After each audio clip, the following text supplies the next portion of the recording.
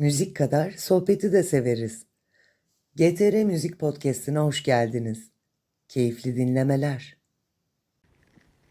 Kat'ın yeni bölüm konuğu benim.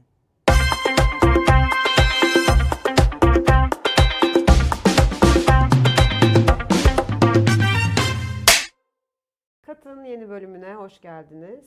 Bugün yine stüdyoda sevgili arkadaşım Esra Gençkaya, dijital kaosu besleyen ve her zamanki gibi Google Drive'a ruh çağırtan dijital lady Esra Gençkaya ile Evet. beraberiz. Benim de tam karşımda programa başlamadan önce konuğun burcunu sorgulayıp sonra program sırasında da kendi burcunu inkar eden sevgili Sinem Aksoy Türkmen var. Çok teşekkür ederim. İnanılmaz, inanılmaz. Akrep. Tam bir akrep. Tam bir akrep olduğumu söylüyorum. Sonra da yok asla akrep değilim diyorum ama iyi bir akrebim. Değil mi arkadaşlar? Öyle olduğunu tahmin ediyorum. Bugün stüdyomuzda yine bazen sahnede, bazen ses kayıt stüdyosunda birden fazla kişilik bölünmesi yaşayarak her yerde olabildiğince iyi ve olabildiğince müstesna, her yerde başarı hikayeleri yazan canımız cicimiz, en sevdiğimiz Sena bizle beraber.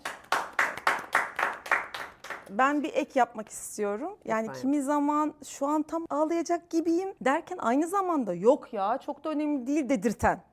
Bir yandan nakarat yazarken bir yandan karakter doğuran, kimi zaman padişah, kimi zaman iç sesimizin hayal kırıklığı sevgili Sena var.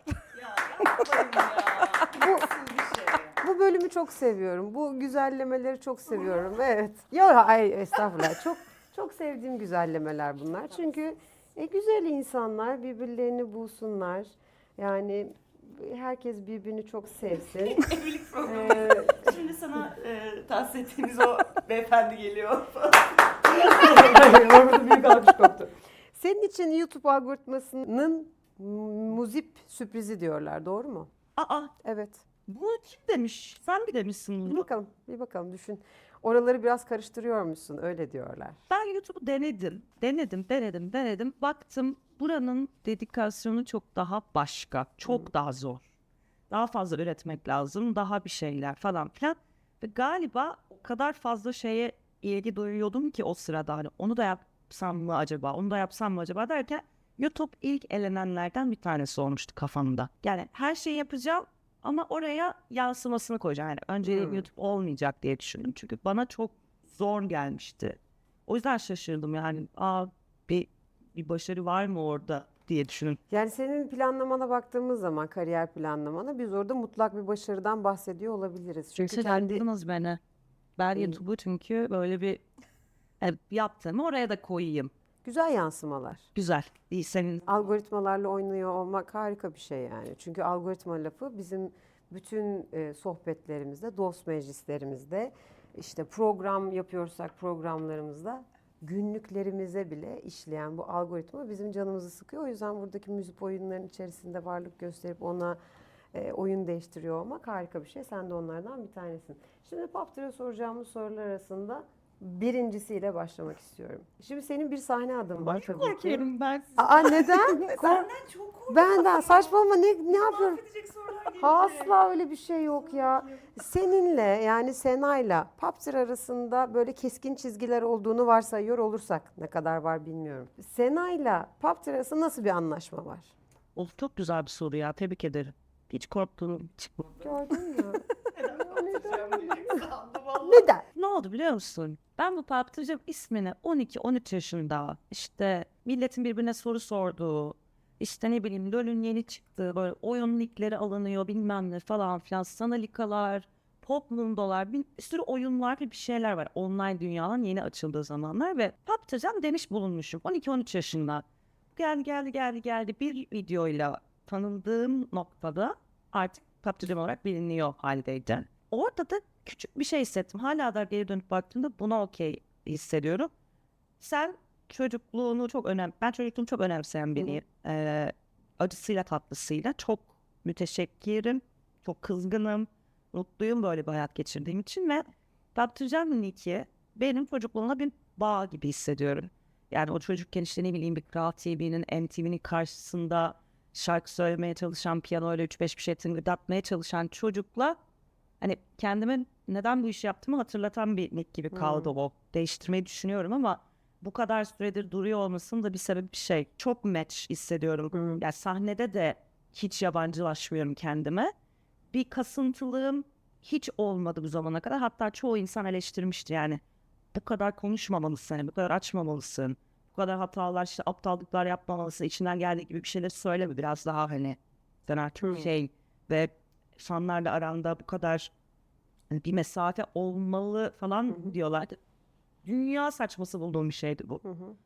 Tabii ki mantıklı ve kariyere iyi gelen yanları vardı ama ben genel itibariyle çok olduğum gibi bir insanım. Tek farkım var Patlıcan'la Sena arasındaki. Tek fark Patlıcan çok daha olumlu bakan biri. Yani çok kötü şarkılar yazıyorum böyle ağlatan işte drama falan ama onları konserde söylerkenki tek farkı yazarken ağlayandan farkı olarak kaybettiğim yerlerimde söylüyorsak bakıp şey diyorum. Her şey yoluna girecek. Sakin olun.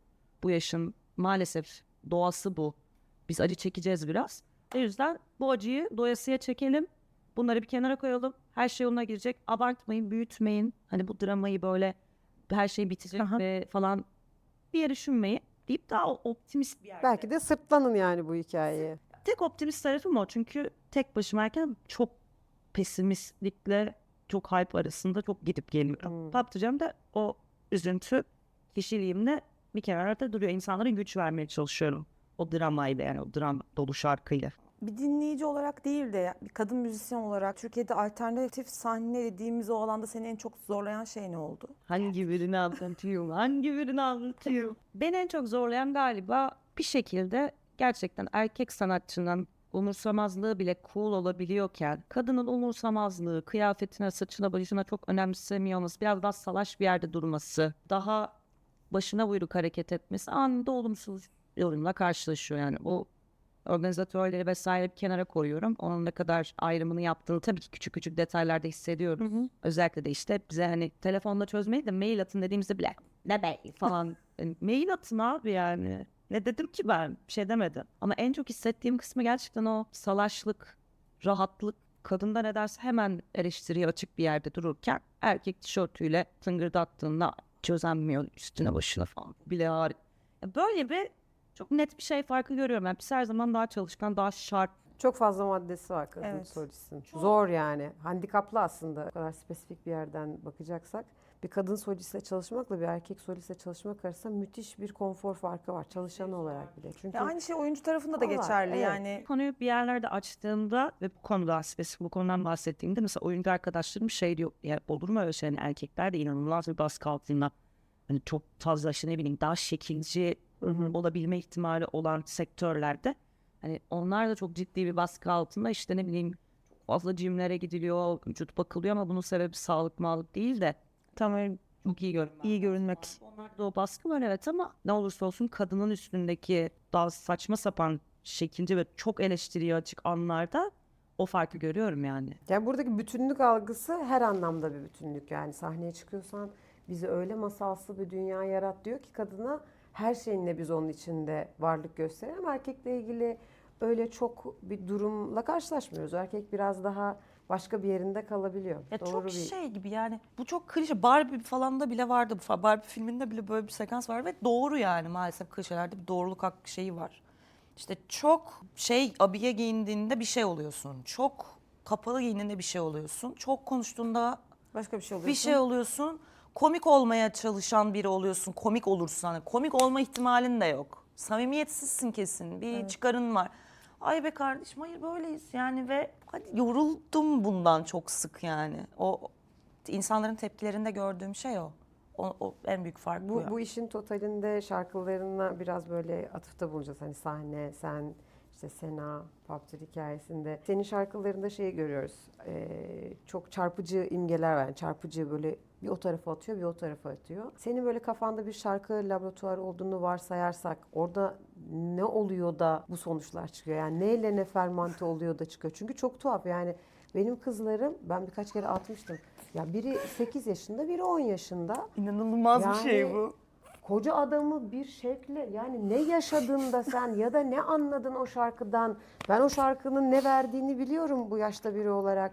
Ya da 20 yaşındaki biri biliyordur da 7 yaşındaki çocuğa da geçip ama İlkokulda bizi- kesin vardır bir tane saçını vardır çeken. muhtemelen kesin vardır ama buralara vuruyor olması çok enteresan. O yüzden onu sormak istiyorum sana. Gerçekten neler oluyor kafanın içinde? Şuna inanıyorum. Konuşurken ben çok kendi iç dünyasıyla çok iletişim kurmaya çalışan biri olduğuma inanırım. Yani hiçbir şey ya böyleydi neyse devam edelim demem de. Burada niye böyle bir tribe girdim acaba? Hani bu kişi beni niye uyuz etti? Buna niye bu kadar sinirlendim? Bunun yanında niye bu kadar durmak istiyorum? Hani hep böyle yetmiyor bana orada mutlu olmam. Neden mutluyum? Acaba kendimi mi kandırıyorum? Bilmem ne falan. Ya çok iç sorgusunu çok her gün yapmaya çalışan bir insanım. O yüzden böyle şeylerimi çok iyi biliyorum. Hani dandikliklerimi de biliyorum. Güçlü yanlarımı hala çözemedim ama hep sıkıntılarımın farkında biri olarak insanlarla konuşurken de çok dürüstlüğün her zaman böyle akıp gittiğine inanıyorum yani. Dürüst insanlar aynı frekansa oturduğu zaman orada böyle bir şeyler bende alevleniyor, filizleniyor ve en sevdiğim şeydir yani. Biriyle oturup böyle harbi dandun konuşabilmek. O da bana kendi kötü yanlarını anlatsın, ben de anlatayım nasıl çözebiliriz de dönelim falan. Ve şarkılarda da şeye çok inanıyorum.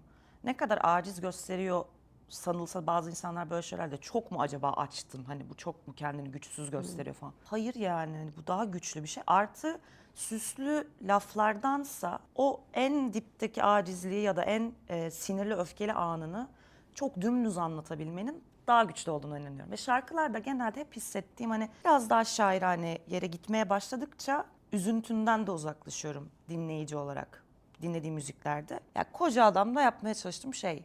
32 yaşında bir adam bu adam. Şunu yaptı, bunu etti. Ben de böyle hissettim. Bunu ben bir arkadaşıma böyle anlatırdım. Bu herif bir de 32 yaşında hala da yemek önüne gelir falan dedim yani. Tamam da 7 yaşındaki çocuğa nasıl geçti bu yani? Bilmiyorum. O çok ilginç. O Bilmiyorum. frekans çok ilginç yani. Evet. Bir şevkle söyleniyor arabada. Koskoca adam. Ya tutamıyorum. Tamam çocuklar güzel şarkı. O başka bir yerden yakalıyor. Müthiş bir şey yani Belki bu bence. dümdüz olmasındandır. Evet, Yani. olabilir. Hakikaten Olabilir. dandum. Çok Kaybettiğim anlaşılabilir. 20'lerimde de çok böyle. Her şey ne güzel diyeceğime kaybettim 20'lerimde. Çok dümdüz. Böyle hissediyorum. Hani daha uzatırım da bu. Yani en yalını bu gibi oluyor. O yüzden seviyorum o dümdüz yazma işini. Yani aslında yani şarkı sözlerine de baktığımızda işte kimi zaman belki insanları rahatsız eden, şok eden sözlerin de var. Ya bunu yazmasam dediğin oldu mu yoksa senin için otosansür Sena'ya hiç gelmedi mi? Geldi. Ben koca adamla birlikte bir 3-4 şarkı daha yazmıştım. Bitmemiş yani. Hani bir şeyler daha birilerine daha sallamam gerekiyordu. O kadar sinirliydim ki yaptım. Hatta böyle 4 farklı prodüktörle eş zamanlı 4 tane böyle şarkı hani falan gibi.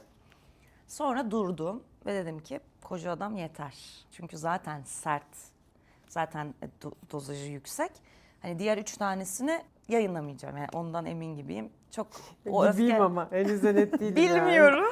Bir Bilmiyorum. rafa kaldırdım ama duruyor. Ya Rafta onlar mesela atmadım da. onların sözleri bence biraz daha sertti. Ama ya dediğim gibi hem ben biraz yavaş yavaş duruma alışıyorum. Ben barışıyorum olan bitenle. Hani artık o kadar da büyütmüyorum.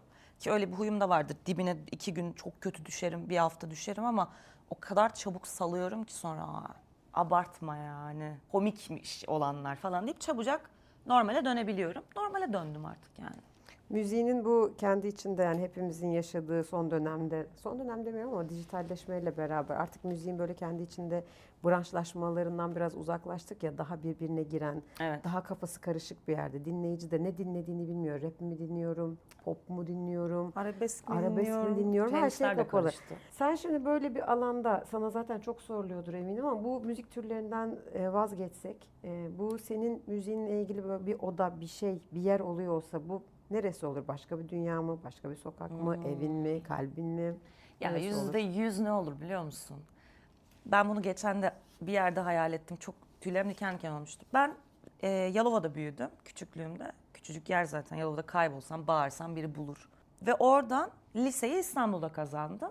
İlk defa Yalova'dan büyük bir şehre gidiyorum ve korkudan öleceğim. 5 gün yatılı okuyorum. Kalan 2 günde de sürekli feribotla Yalova'ya geri döneceğim. Tek yaptığım şey müzik dinlemek. Başka hiçbir şey yapmıyorum. Zaten ilk 2-3 hafta hani arkadaş da edinemiyorsun falan. Her hafta sonu cuma günü okuldan çıkıyorum. Feribota İdo'ya doğru giderken dinliyorum otobüste. Yani her şey o kadar net ki hafızamda. Ve İdo'ya geldiğim an vapur kapısı açılana kadar ki o bekleme alanı bütün müzik hayatımı şekillenmiş. O kadar eminim ki. Ya çok iyi. Çok iyi. Dinliyorum, ağlıyorum. Ya aşkım, ilk aşkım Yalova'da beni terk etmiş. Ona gideceğim ama benimle görüşmeyecek. Ağlıyor. Annesini özlemiş, işte ne bileyim liseye gidiyor ama beceremiyor. Bir yandan bir şeyler yolunda gidecek, evine gidip hani haber verecek falan. Ne dinlediysem şu anda o hissi yakalamak için müzik yapıyorum. Yani o çocuk İdo'da, lisede çıkıp ailesine gidip ağlaması, etmesi, ilk aşkını kaybetmiş olması falan. O vapurda ne dinlemek ona iyi geliyorsa o müziği yapmaya çalışıyorum. Harika ya. Çok Bu. benim tüylerim diken diken Bunu oldu. düşün- Ne Düşündüm din, ya. mesela oradakilerden en çok dinlediğin şeyi hatırlıyor musun? I'm not a perfect person var değil mi? Böyle aşırı ergen ya. Ya oradan işte Metallica'da var. Çünkü işte Metallica'dır hani ben de böyle çok iyi kaliteli müzik dinliyorum. Unforgiven'lar var. Unforgiven. Sonra mesela işte Kral TV dönemi vardı. Kral TV ile şekilleniyordu. Zaten Mor ve Ötesileri falan ben hep oralarda gördüm. Onların albümleri. İşte arada böyle bir tane Yağmurlar bir yağmur yağmur Allah. Bertul Cemil.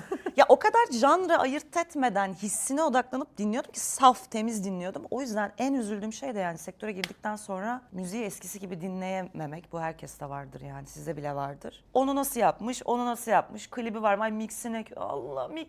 Ya öyle mixler dinledim ki ben YouTube'dan indirmişim.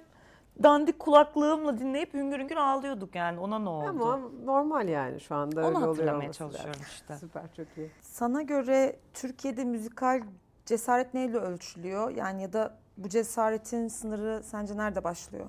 Ben hiç şey demem buna. Hani işte çığır açmak, hiç yapılmamış bir şey yapmak bence dünya saçması bir laf. Yani ben Türkiye'de hiç yapılmamış bir şeye imza atacağım falan gibi bir beklenti garip geliyor. Çünkü biz de insanız. Biz de dünyada var olup biten şeyleri dinleyerek müziğimizi şekillendirdik %90. Eğer çok genius falan değilsek. O yüzden zaten var olan bir şeyleri yoğuruyor olman lazım.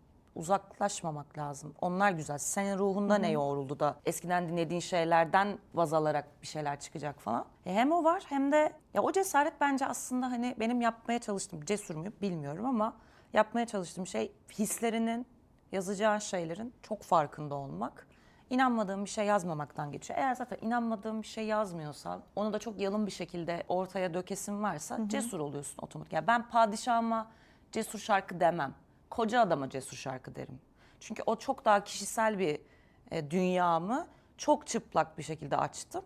Utandım da hatta yayınlandığı günde dedim ki ben herkesin bunu dinleyeceğini unuttum yani anladın mı? Bir gün önce dedim ki yayından herkes duyacak bunu falan.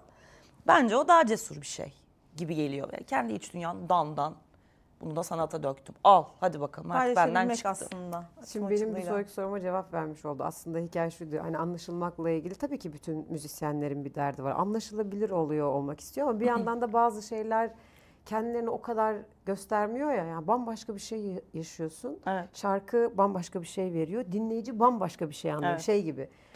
Çok saçma bir örnek vereceğim ama vermek istedim çocukluğumda. Ben Aşkın Nur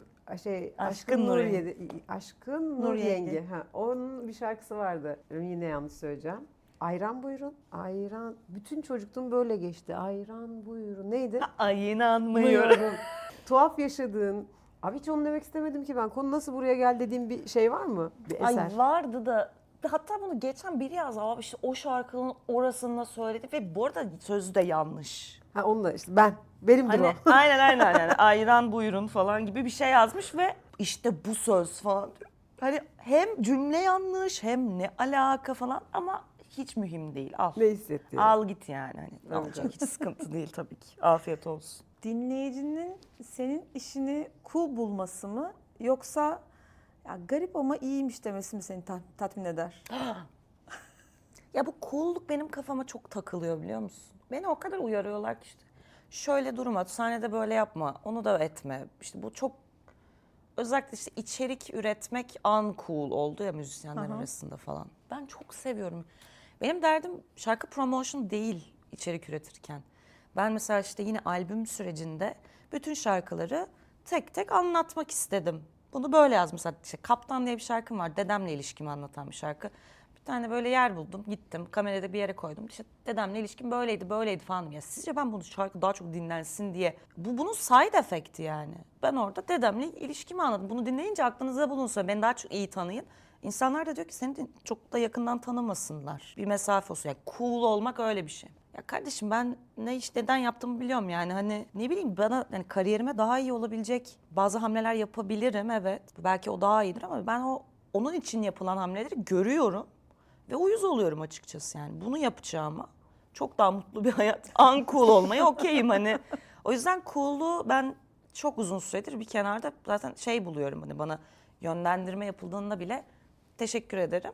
Bu benim kariyerim. İnşallah yarın bir gün rezil rüsva olursam o zaman ben demiştim demeyi mi bekliyorsun anlamadım ki yani. Sal hani beni sal gibi bir Ya durum. bu şey de çok tuhaf. Mesela içerik üreticiliği normalde zaten çok özgür bir alan ya. Evet. Aslında çok bağımsız bir alan. Evet. Öyle bir algıya hapsediyor ki senin farkında olmadan yani seni değil. Galiba şöyle yani kariyer planlamasının içerisinde aslında bu kendi akışında giderken ve özgür bir ruhken işin içerisinde de profesyonel bir dünya girdiğinde artık orada insanların beklentisi de başka bir şeye geliyor. Bu biraz zorlayıcı. Değil mi? Senin Öyle. içinde yani bu ikisini dengede tutmak aslında birbirinden ayrı olmasa da bir şekilde ayrı olmak zorundaymış gibi. Evet.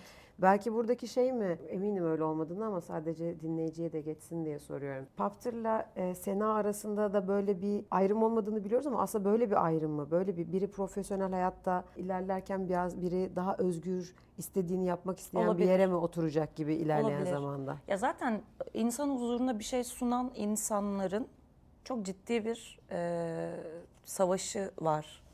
Ya tabii ki beğenilmek istiyoruz. Ya tabii ki olumlu yorum almak istiyoruz. Ve en ufak özellikle de işte kadınlar bir şey yaptığında alta daha kolay olumsuz yorum geldiği için. Ya öyle bir yorum geliyor ki böyle mıh diye oturuyor içine. Bu sefer kendi niyetini sorguluyorsun. "Aa, gerçekten kötü mü? İşte ya da özenmediğim için mi böyle oldu?" Ya kendinden şüphe ettiğin noktada zaten bir fırtınaya kaybolup daha safe alanlarda durmaya başlıyorsun. Bunu böyle yapmayayım da şöyle yapayım falan. İçinden gelenden de vazgeçtiğim bir yere doğru gidiyor. Ya tek yapmaya kendime öğütlediğim şey ses getirmeyebilir, olumsuz yorumlar alabilir. İçine sindi senin ama yaparken çok mutluydun yani. Ne olur unutma ya, ne olur hani orayı bir motivasyonla biri yumruk atmasın. Dünyanın en zor şeyi. Hele Ama ki biz biraz çok seviyoruz. kırılgansan. Biz çok seviyoruz kötüden linklenmeyi. Vallahi. Yani hepimiz, biz dediğim insanlar çok seviyor. Evet. Yani böyle bir Kötünün şey ama var. şeyi var. Hani böyle şey demekten bahsediyorum. Mesela geçen bir tane Twitter'da bir Gökhan Türkmen'le kaybettiğim yemlerimde videosunu paylaştım. Çok olumlu yorumlar gelirken biri şey yazmış. "Süpersin Sena, burnu ne zaman yaptırıyoruz?" gibi bir şey yazmış, tamam mı? Bundan bahsetmiyorum. Bu komik. Yani sağ olsun ya da işte yo, hiç o- yakışmamış falan desin de bazıları şey böyle hani özellikle böyle ekşi sözlük tavrını biliyorsun hani biraz görüyor, egonu kırabilecek bir yeri buluyor ve kırıyor tarzındaki bir hani kötü niyetle karışık yapamamışlığın verdiği envy de var onun içinde, bir Biraz imrenme ben de var. buradayım, beni de bir gör. Bak sana bir şey yazdım çabası o. Ben öyle Gibi. görüyorum. Bence de öyle. Yani ben çünkü şu anda bilgisayarın başında oturdum ve telefonumu da aldım elime ya da neyse. Sana buradan bir şey yazacağım. Sen de bana bir cevap ver de bak ben de burada yaşadığımın farkına varayım. Aslında bence tam o fuzuli çabanın sebebi o. Başka bir sebebi olamaz yani. Hani bunu yazmanın nasıl demin az evvel kötüden linklenmeden kastım şuydu. Belki coğrafya ile ilgili bir mevzu olabilir bu ama bizde biri çok iyiyken şöyle bir şey olmaz. Çok iyi gidiyorsun abi. Yani bunu gerçekten özveriyle söyleyen çok ama Çok kötü olduğunda ne oldu ya? Abi herkes etrafına ne oldu? Ya abi hani Evet. tabii ki şimdi insan da kötü zamanda hep yanında biri olsun istiyor. Fakat da bu da Canım. değil galiba Evet gibi bir ya. hikaye. İnsanlar oradan karıştırıyorlar. Yani o zaman da hep farkında oluyorsun yani kötü zamanda yanında kim vardı? Ahmet vardı falan. Bazen de dönüp iyi zamandakilere de bakmak lazım. Biz bazen Gökhan şey diyor. O hoşuma gidiyor benim. Şimdi bu kadar iyi yorum varken benim bu adama cevap vermem galiba diğerlerine haksızlık olur değil mi? Evet olur yani. Bunlar Evet. bazen görmezden de gelmek Evet. gerekiyor sabrı varsa tabii ki insanın. Evet. Kesinlikle. Ya aslında biraz önce bahsettik yani senin konuştuklarına belki de ek yapabileceğim bir soru soracağım. Sosyal medyada görünürlükle müziğin arasında yani nasıl bir ilişki var? Çok görünür olmanın müziğine bir katkıda sağladığını ya da senin anlattığına inanıyor musun? Görünürlüğün safi kelime anlamıyla görünür olmak tabii ki evet. Biliniyor olmak, konserine bilet almak ister, işte şarkını merak eder, dinler, kim bu der. Bunlar tabii ki hepimiz için çok mühim şeyler. Görünür olmak için yaptıklarımızla benim derdim var. Orada da samimiyeti elden bırakmamaya gayret gösteriyorum. Bazen yapmamız gereken 3-5 böyle ezbere ödevlerimiz var müzisyenler olarak. Onlar biraz böyle uyuz ediyor beni. Hani şarkı çıkmadan önce şu böyle bir to do list var ya.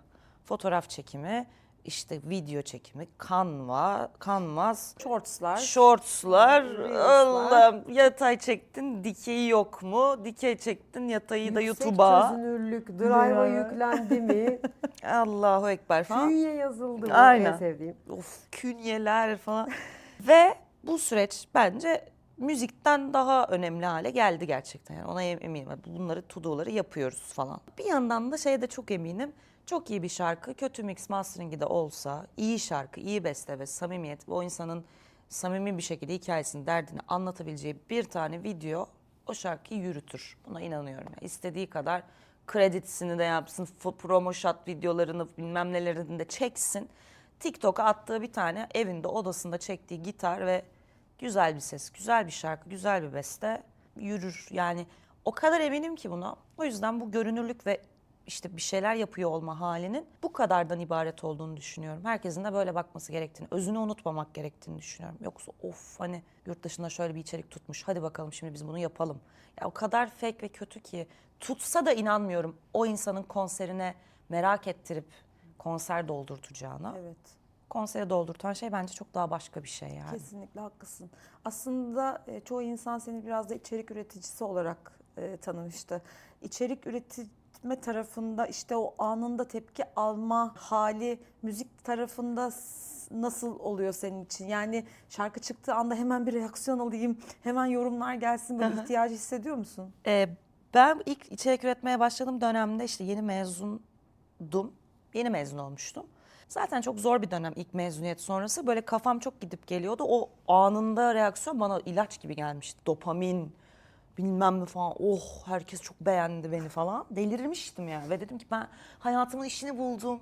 Şimdi sürekli içerik üreteceğim ve deli gibi üretiyordum hani. Ya o kadar diyorum hani iç sorgumu çok sıkı tutuyorum kendimle. O kadar fark ettim ki bunun dandik bir motivasyon olduğunu. Anında fark ettim. Anında uzaklaştım zaten. Ya Senacığım bir uyuşturucu bırakmak sürecine giriyoruz seninle. Recovery falan. Yavaş yavaş azalttım içerikleri böyle. Ne yapmak istiyordun sen başından beri? Bunu yapmak istiyordun. Ya o yüzden aslında hani bir şarkının uzunca bir süre reaksiyon almaması, zamanı bırakılması bunların falan filan bana ilaç gibi geliyor. Çok mutluyum bunu yaşamadığım için böyle puf patlamalarda falan daha da gergin hissederim. Eyvah. Biri suyuma bir şey kattı falan gibi anladın mı? O uyuşturucu geldi yine falan gibi. Bir gün bütün bu aşamalar, bu virajlar alındıktan sonra müziği bırakacak olsam ve yanımda bir tane şarkı kalacak. Bırakacaksın ve bir şarkıyla baş başasın. Ne diyorsun? Benim Hangi- şarkılarım mı? Tabii. Yani tabii ki hangisi? Baş başa kalacaksın. Emeklilik hayalin gibi düşün. Geçen de bir arkadaşım onu söyledim. Kızlarla bir yere gittik. Semes bir arkadaşım var yanında. Dedim ki baksana emeklilik hayalimle yürüyorum. Hepsi yürüyor kızlar önde. Herkesin bir hayali var ya. Senin o kızlar hangileri senin yani? Bir tanesini seçecek olsan. Sürekli dinlemek zorunda değilim ama yanımda dursun. Tabii canım dursun. Yani arada bir şeyler sorabilirsin. Bir kahve içip fal baktırabilirsin. Yani senin şarkın nihayetinde. Olsa bir yolu. Olsa bir yolu benim ilk yaptığım şarkı ve çok iyi bir beste mi, sözleri iyi mi hani şu anki kafamla düşündüğümde değil hani en iyi best work'ümdür bu diyemem. O kadar naif bir duyguyla yaptım ki o çocukluğuma ithafen bir şeydi. Geçmişe çok özlem duyuyorum, gelecekten korkuyorum. Şu ana dair çok ciddi bir zevk alamama halindeyim hani. Şu anın keyfini çıkaramıyorum.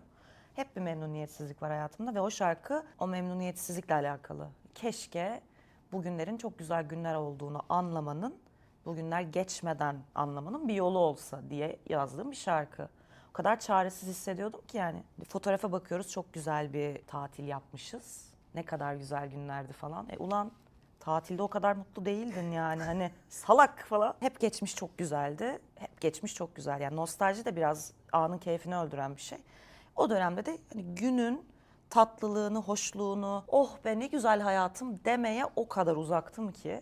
Bu şarkı onunla ilgiliydi. Bütün klibine de annemin el kamerası işte VHS çektiği Çocukluk videolarından yaptım böyle falan. Klibi de ben yaptım. Osunu da busunu da her şeyini de ben yaptım yani demosuna kadar. Onu alırdım ya çok bana hatırlatsın diye yani. Çok güzel. Padişahım falan hadi yolladım. Peki Kocanım. son sorumuz geliyor. Gelsin. Evet. Bugüne kadar yazdığın en dürüst cümle neydi? Ve hala o cümlenin arkasında mısın? Ay. En dürüst cümle. Padişahım süper. Hepsi çok iyi bence. Bütün şarkılarım Ya bütün benim şarkılarım bebeklerim. süper falan. Yani şey dürüstlük açısından hani zaten o aktı yani hiç umurumda olmadı başıma gelebileceklerden. Ne olacak ki falan diyordum. Ay dur bakayım kız çok zor. Hiç acele etme. Çok keseriz. fark. Öyle mi? Dur düşüneyim birazcık. Bitirmiş böyle. Ya mesela padişahımın şeyini çok seviyorum. İşte o kalpazan yaverleri gençliğimle besledim. Sen dışında herkesi sana düşman belledim kısmı. Yani kalpazan yaverleri gençliğimle beslediğimden hemen sonra kaybettim 20'lerimdeyi yazdım zaten. Çünkü çok içerliyordum ona.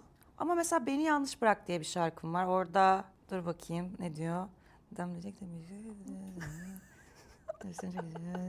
ne komikmiş.